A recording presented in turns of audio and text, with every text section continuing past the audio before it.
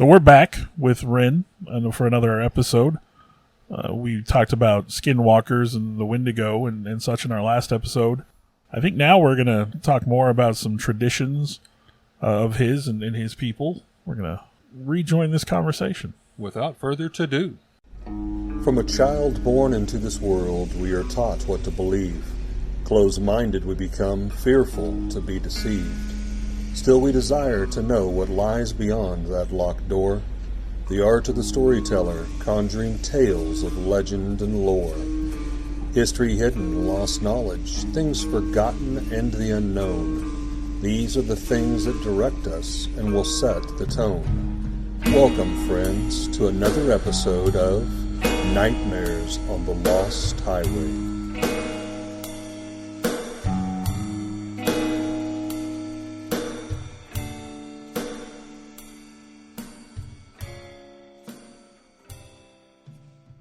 There's a lot of weird things that go on my reservation even to this day. There are spots you're not supposed to go to. There are things that they do that are outside of Christian tradition still. One of them would be a part of the Menominee population still practices the old ways of funeral, which is a 3-day wake held in a family member's home for the deceased. They don't bring the casket with the deceased in through the door. They have to bring it in through the window. I guess, in my mind, so it doesn't make the doorway a spiritual doorway. Right. Whereas if it's just a window, you block that up and it no longer is a doorway anymore. During these funerals, they cover all the mirrors in the house. Again, I suspect to cover up possible doorways that bad spirits might be able to use to come and go. But the reason I was given was so the spirit himself of the deceased doesn't see himself dead in a mirror and get frightened. I think there's a lot of mirror-related traditions as they relate to people passing on. So. Oh yeah, they're always associated, or often associated with, portals, gateways, and everything. So I could definitely understand that. Now, when my dad died, they laid him out for 3 days. There was feasting going on the last day. Me and my brothers had to bury my dad. That's not necessarily a traditional thing, but it was rather fulfilling for me to do that. I would suggest that while it's a tragic event for your father to die, I think a son should bury his dad. It fulfills the soul to do so. While we were digging, we were designated a spot in a very old burial ground. Now it has the normal graves, just like you'd see in any graveyard, like with the crosses and headstones and stuff like that. But we were designated a specific spot. We dig down about 3 or 4 feet, and we run into the corner of a casket, somebody else's. Wow. We were all kind of creeped out. So what we did was we offered some tobacco to those that were already buried there as a sign of respect. We respectfully covered up their casket again. We moved it a foot away and continued our digging and got my dad buried. We were really grateful that we didn't run into any more, because we now know there are people buried there that have no markers because they've been burying them there for the past 200 years. They're so long that people got forgotten. And I thought that story when you were telling us was very intriguing because, it's a very general known consensus. Indian burial grounds are very, very sacred. And I've come across a few when we were traveling, they had it off, sectioned off and everything, and, never dreamed of ever going in. But occasionally accidents happen. Let's face it. Construction workers maybe use a backhoe, they get too close or whatever. What Certainly. Is the proper way to respectfully handle that? Well, as long as you have respect in your heart, you don't even necessarily need tobacco. You just need to be a little bit sorry that you interrupted possibly their sleep. And they can sense that. They'll know the people who don't give a damn, and they'll know the people who are very sorry for what they've done and immediately try and correct the situation. There's a big difference in how people act, and it goes beyond color. It doesn't have to be a white man thing or a native thing, or Judged by the heart or the soul or Well, whatever it's you judged by the individual, as far as I know. In this modern age of selfishness and self-centeredness, there are a lot of people that just wouldn't even care. They wouldn't care. Yeah. Now I know this. We as kids played in a couple of different graveyards, and even as most native kids will not tread upon those graves or make fun of or sit on the tombstones. If they play tag, they respectfully go around the graves. If they play in hide and seek, they're not on the graves doing it. They're either behind the tombstones or they're hiding off by the mausoleums. This is what native kids are taught from very early. Don't go on them graves. Don't show them disrespect. Well, and I don't know if it's true, but I've saw in some of the movies just horrible things. We're talking like Wild West stuff that they used to vandalize Native American graves, dig up bones and sell them, and some very, very disrespectful things. But that's happened in between every single culture around the world as soon as it met an opposing culture. And again, it doesn't go by color of skin. It goes by opposing cultures. Yeah. Where, definitely. Where they really wanted to obliterate the beliefs of the people who were there before them if they were an invader, or they wanted to desecrate the graves of fallen enemies if they were a defender of the land. Like the enemies got no respect if they were an invader, whereas the invaders showed no respect to a defender's burial sites. That's just the way it goes. That's how one man has been conquering another man since we come out of the caves. Part of the psychological Yes. warfare. Yeah, just disrespect and just destroying this other culture completely in every way. So they took the mummies of both South America and Egypt and did the same things. Very true with Egypt, yeah. And they did, and they did a very thorough job, to where we don't even know like half of what the Mayans did. Why? Because missionaries came through and started destroying codexes, which were like the written accounts or funerary rites and stuff like that of the Mayans. They came through and just made big bonfires out of it all. It's like what we were saying earlier. If we don't understand it, we have a tendency to just want to destroy it. Yeah, that goes a long way to describe how humankind is. Again, it's not necessarily color of the skin that does this. It's the nature of mankind in general. We're a cantankerous species. Now, is there anything else that's kind of more of a unique insight that you could share with us on Native American funeral rites and burial? Well, my mom, who's white, was invited to a fully traditional Native American funeral. That is to say, no Christian influence was held during this funeral, and it was of a small child. The things she had happen that she's seen with her own eyes, if it came from any other person, I'd have a hard time believing it. And I I believe generally in the unseen. I guess I was probably like one or two, so they couldn't take me to this funeral. There were rules about this, too. There was no drunk people, no high people were allowed, and no small children. And they said it was because two spirits visit a traditional funeral. The Great Spirit, which is what they consider God, or a good thing, and a bad spirit comes. And the bad spirit looks for weakness. So there was no pregnant women, there was no sick people, there was no small children, nobody drunk or high. And the elders pretty much presided over it. These were the oldest people of the tribe. Well, one of these ladies took my mom aside and started describing to her everything that was happening, because it was all happening in Menominee language, not English. And your mom was kind of caught off, well, she couldn't understand a word at all. She was white. She never. Whereas this lady was like, okay, now they're doing this for this reason. What happened was they bring out this ancient drum, which still exists. It's the Menominee drum, and it's a couple 100 years old at least, if not 400 or 500 years old.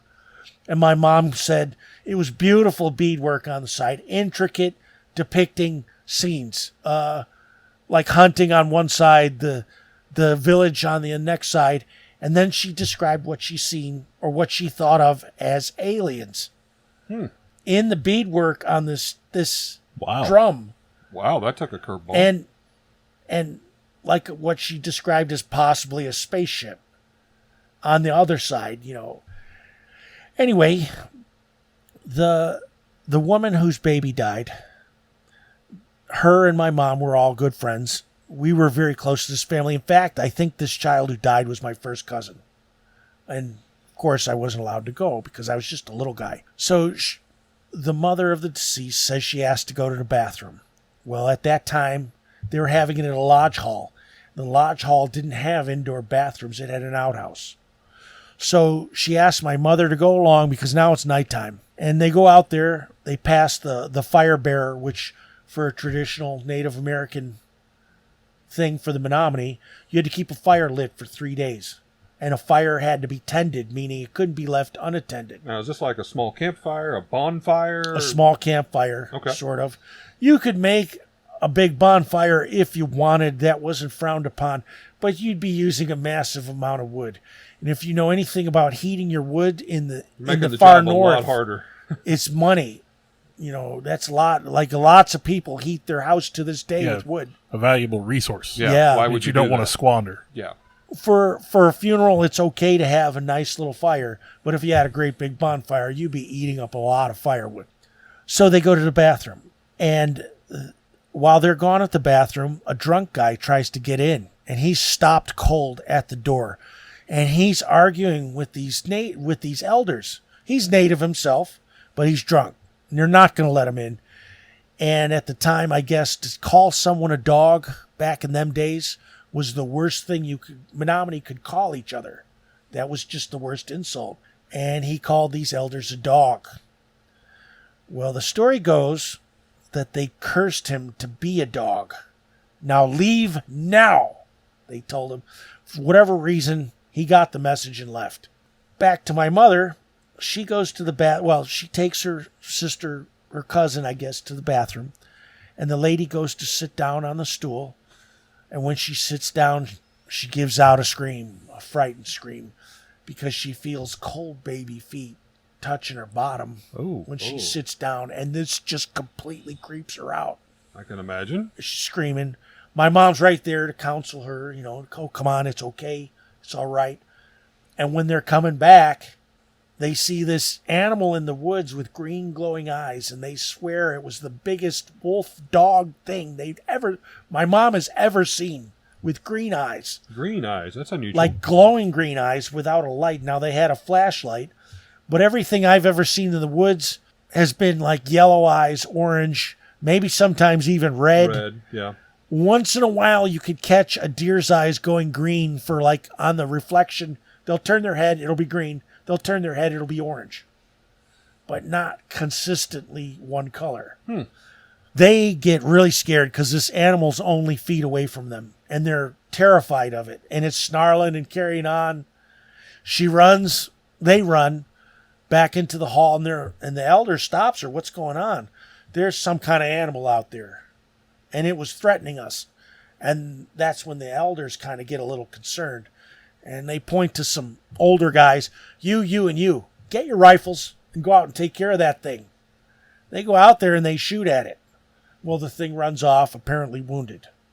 They never see that guy again. The guy who was cursed, they never seen again, and he lived there. Wow. Kind of goes in conjunction with our previous episode a little bit there. I know it sounds cliche, like the werewolf stories. Oh, they shot this person and they found him dead in their bed. You know, that wasn't the end of this story. All they said was, we never seen that guy again. Ran off into the night. So the thing carries on, and they're about to wrap up, and that always wraps up with a tribal song, like a powwow, you know, beating on this drum. So they go to that ancient drum and start playing.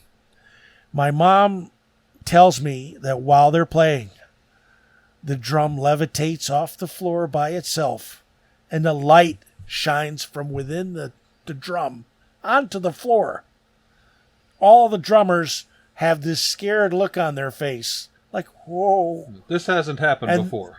Well, not to these guys. Yeah.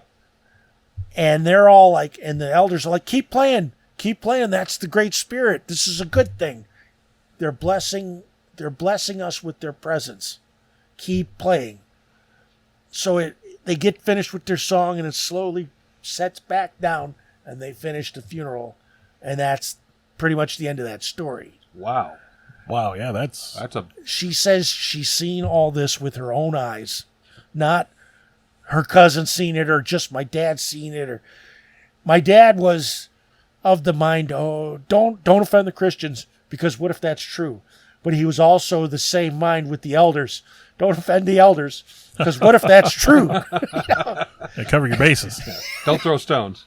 So, just a question I have. You said they didn't, you didn't want people under the influence. You didn't want people drunk or high, children, pregnant women. And is that because they'd be especially vulnerable to evil influence? Yes. I To guess. the evil spirit. To either be taken over, I guess possessed, or harmed, made sick, or killed. Well, and going back to the floating drum, you said this was a young child's funeral. I believe you Yes. said maybe 2 years old. Yes. Obviously, purest of heart. Maybe if the Great Spirit was going to show itself, I mean, it would be maybe more drawn to a young child passing away way before its time. Quite possibly, yes. That's a very intriguing and interesting story. Thank you very much for sharing that. The drum still exists, and I'm trying to get up there to get a picture of it, but they're not too forthcoming. Now, I don't want to touch the drum. It's ancient. It's an ancient artifact. It's, if the Menominee were no more than likely, it would be in a museum somewhere. Well, no, there's a lot of ancient artwork around the world that supposedly depicts aliens and flying craft and things like that. Oh, yeah. A lot of it's been found in hieroglyphs in Egypt and different things. But But I now, myself, have you heard of any alien type with your people with stories? I've never heard anything like that. But Huh. quite a few things spook them people. I say them people. I'm one of them. But really, I had two upbringings. One was in Chicago, and one was on the reservation. So really, I only got half the story of what they believe. Half of everything. Like, there are a lot of common things that I don't know that they all take for granted. And it's because I was given more or less a white upbringing in Chicago rather than a fully native one up there. So, I mean, I'm still trying to track down that drum and get pictures of it. If I ever do, I'll give you access to the pictures. I would love to see that for you sure. know, and we'll blow them up and have a good look at them and stuff.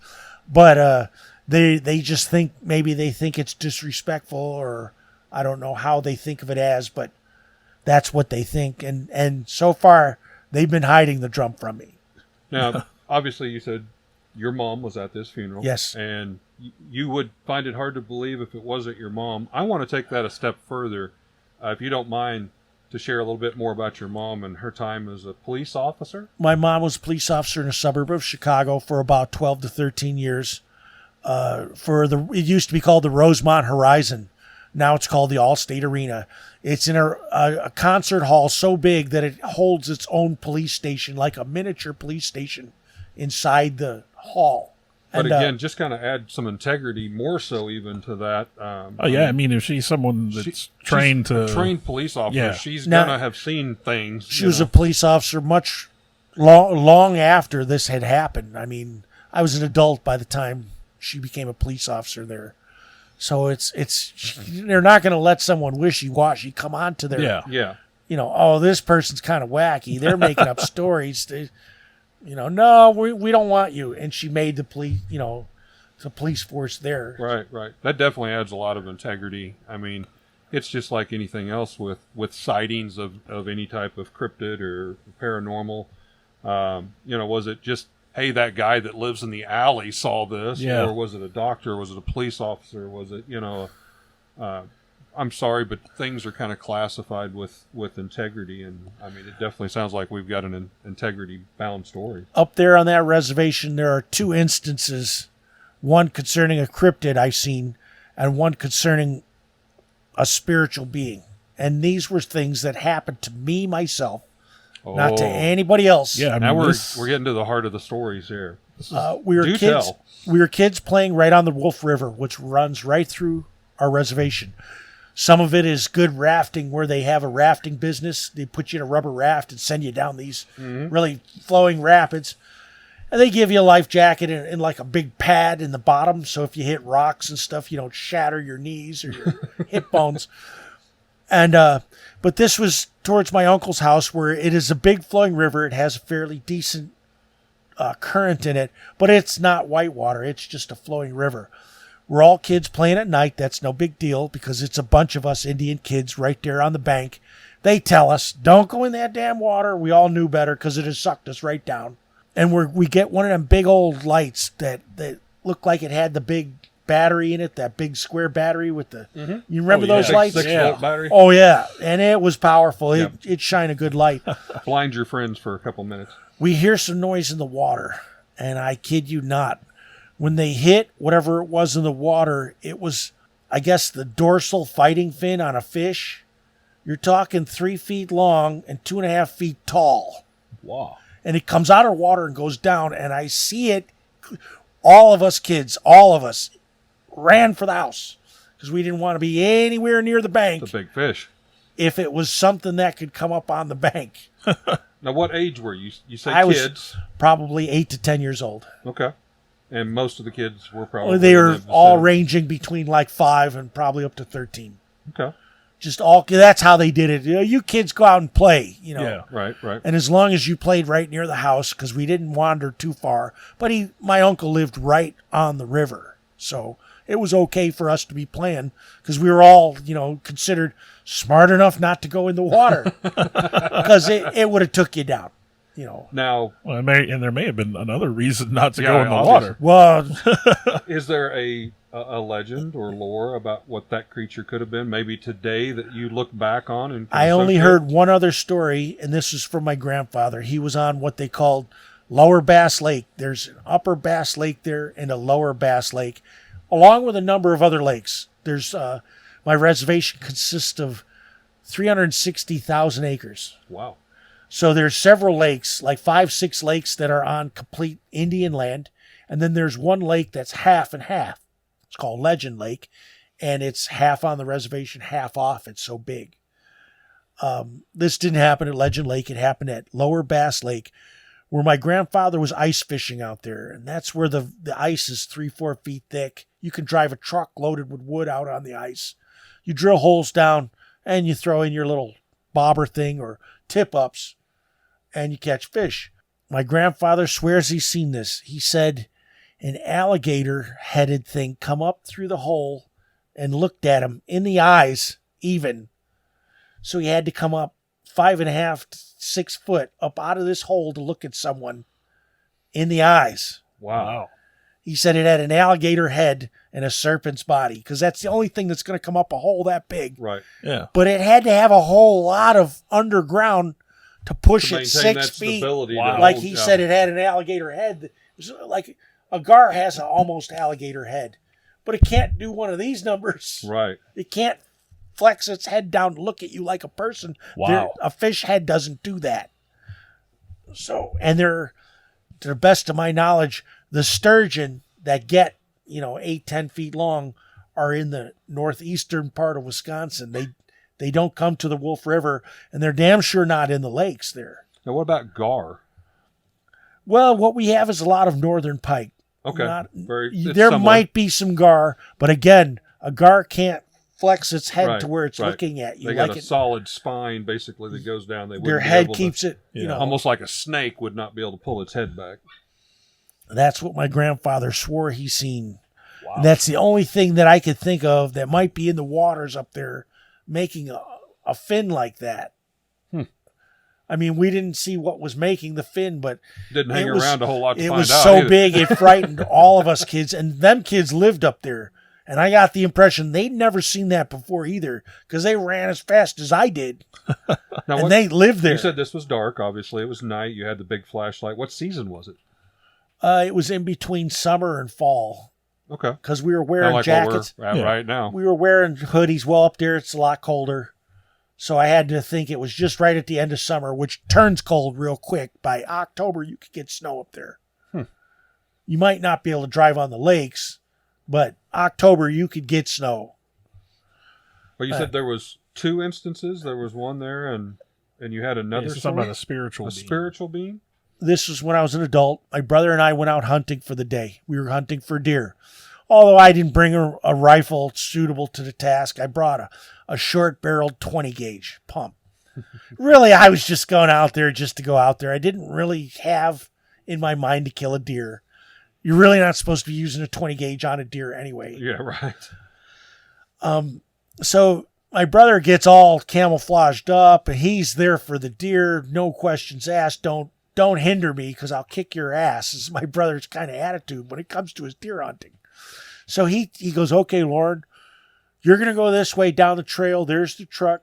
Stay on the trail. Don't get off the trail. And go that way. Walk a couple 100 yards. You'll be all right. I'm going to go that way a couple 100 yards away from the truck. So in effect, the truck was right there, and we split up walking away from the truck down trails. Well, I'm out there, and I guess I had the wrong attitude because I see, you guys ever hear of a woodcock? It's about the size of a chicken. Mm-hmm. Yeah. Well, I see some woodcocks, and it's towards the end of the day, 3:30, and that's about it up there. And I go ahead and commence to blasting on these with the wrong kind of gun. It destroys this poor chicken thing, whatever it was, and there's no meat to it because I'm not using a slug. Obliterated it. It just perforated it, and I'm looking at it like, oh, my brother's gonna be pissed because now I've scared all the deer at the end of the day. They can hear it and they get out of the way.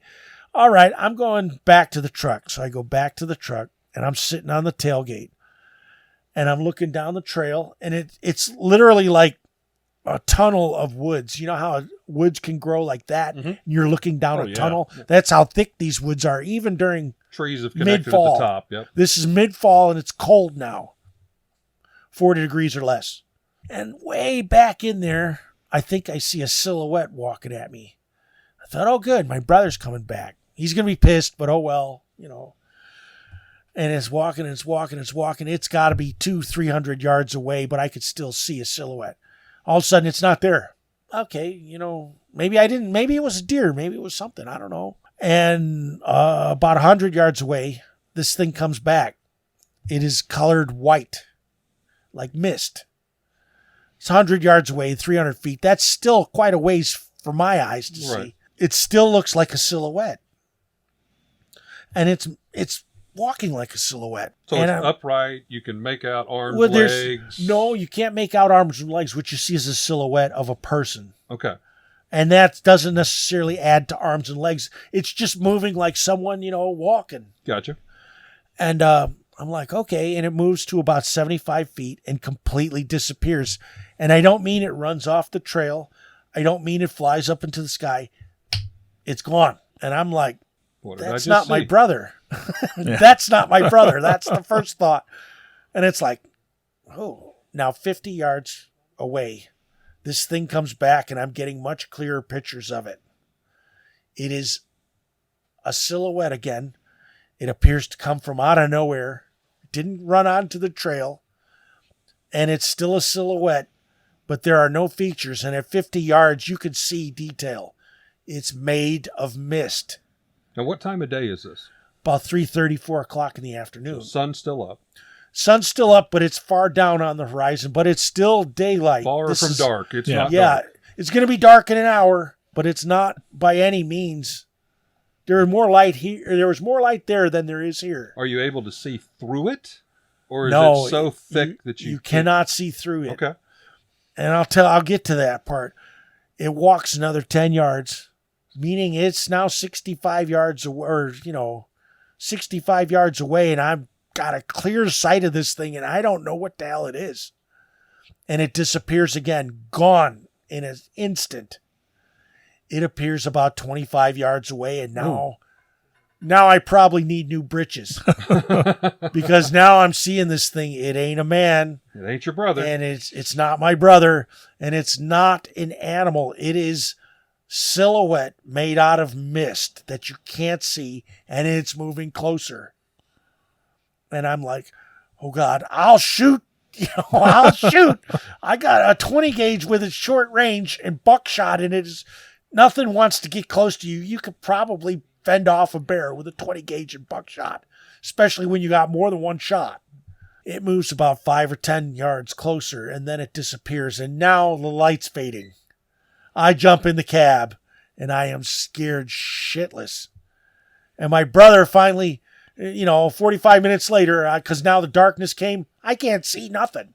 So if it was out there, I couldn't see it. He probably comes up and like beats on the window. I can imagine. Well, I hear walking through the leaves and twigs, and he comes in and he's like, "Why are you in the cab? Was that you shooting? What'd you shoot?" And I tell him, that woodcock over there, and he goes and looks at it, and he's pissed because this woodcock is perforated. Then I remember an old legend.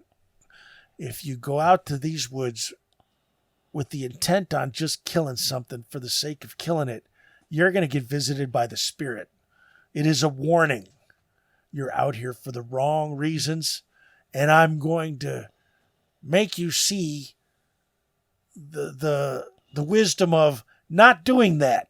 The error of your ways. Yeah, that. Wow. And that is what I think I seen, which it scared the hell out. I haven't been out to them woods since then. Wow. And you're talking over 20 years ago. Now, just recently I went and seen my brother, and we went fishing.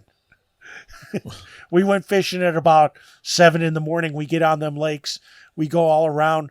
He's feeding the eagle a fish he throws from the thing. I remember you telling me the this eagle story. flies down, picks up the fish, and goes. And that was spectacular. But we get done by 11, which I'm very glad. We pull her, and we were fishing. We were going to eat these fish. I was not there to just grab some fish, kill them, and throw them back in the lake. Yep. Lesson learned. And I haven't been out to them woods with another rifle since then. If I do go out there, it will be to hunt and get that deer. It is to leave the other animals alone.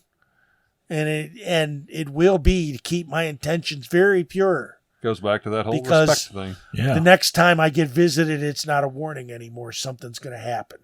Ah. Like they'll find you suicided in them woods or something. Wow. I don't want to get warned a second time. I don't want to see what it's going to do to warn me. Right. I mean, I'm still allowed to go out there, but I got to keep my intentions very clear. That is the two weirdest things that ever happened to me on that reservation. That's an interesting story. Thank you for sharing it. Yeah, that's fascinating. Glad to share. Thank you for having me on the show. I really greatly appreciate it. I'm having a lot of fun, guys, being able to tell what I've Well, seen. I mean, just listening to these stories, this is fascinating.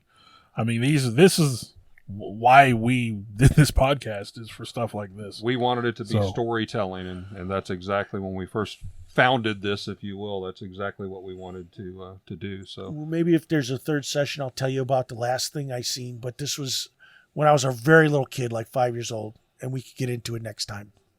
sounds good.